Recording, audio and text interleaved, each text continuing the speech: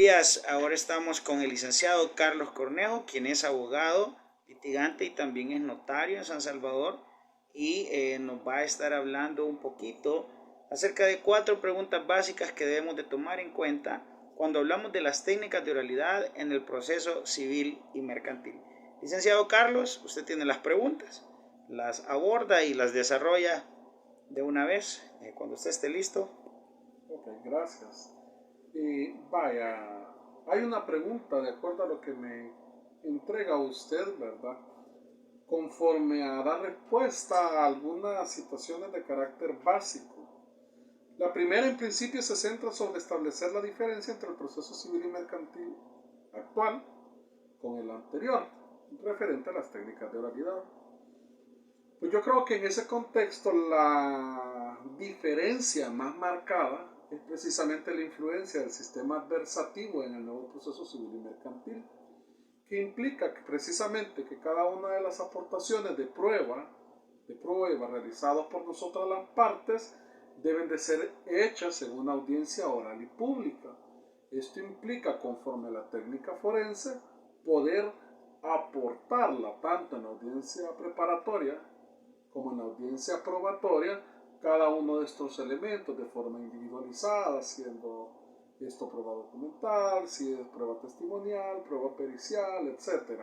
Entonces esa es la diferencia. En cambio, en el sistema anterior, regulado en el Código de Procedimientos Civiles, imperaba lo escrito, el sistema inquisitivo, que se reglaba fundamentalmente por el respeto a las formas escritas, ¿verdad? Entonces, las técnicas de oralidad eran casi que poco o nulas en aquel momento. En este contexto, en el nuevo proceso civil y mercantil, ya de varios años de haber entrado en vigencia en nuestro proceso, ya no es así, es predominantemente oral. Han quedado unos atisbos todavía de formalismo, como puede ser con la presentación de la demanda o interposición de excepciones, ¿verdad? Que por el sistema mixto que tiene el sistema procesal civil y mercantil, ¿verdad? Se vuelve necesario para poder tener por fijado esos hechos. Entonces esa es la diferencia fundamental. Acerca de la segunda pregunta que nos hacía usted, del principal obstáculo para los litigantes al aplicar las técnicas de oralidad, quizá se centra en 2 momentos. El primero, hablando de los abogados que crecieron y estudiaron con el Código de Procedimientos Civiles, ¿verdad? La entrada en vigencia del nuevo Código Procesal Civil y Mercantil desde hace ya varios años, ¿verdad? Supuso un reto para ellos en atención a que, estando casados con un modelo predominantemente escrito, ¿verdad? Si no contaban con las habilidades básicas para poder ir y controvertir las pruebas en la audiencia, ¿verdad? Se quedaron limitados a ese contexto y en consecuencia esto les ha incidido en que no pueden realizar la defensa de sus casos. En el plano ya de los nuevos litigantes, de aquellos que están siendo formados con este nuevo Código Procesal Civil y Mercantil, me parece que el principal obstáculo ha sido el desconocimiento o la falta de importancia por parte de las universidades en impartir desde etapas tempranas las técnicas de oralidad.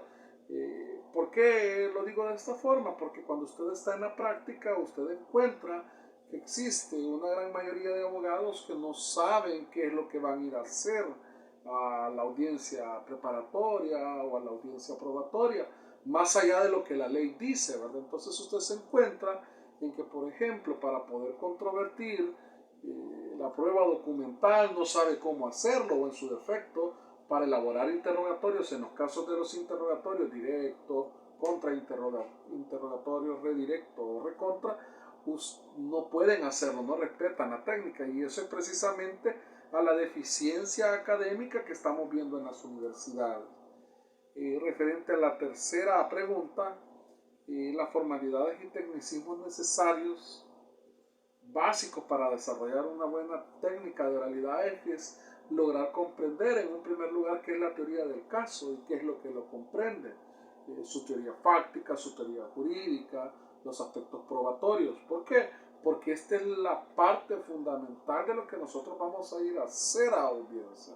Entonces necesitamos tener claridad acerca de lo que esto significa además de conocer la ley acerca de para qué es cada audiencia, en el caso de la audiencia preparatoria, para qué es la audiencia probatoria, ¿verdad?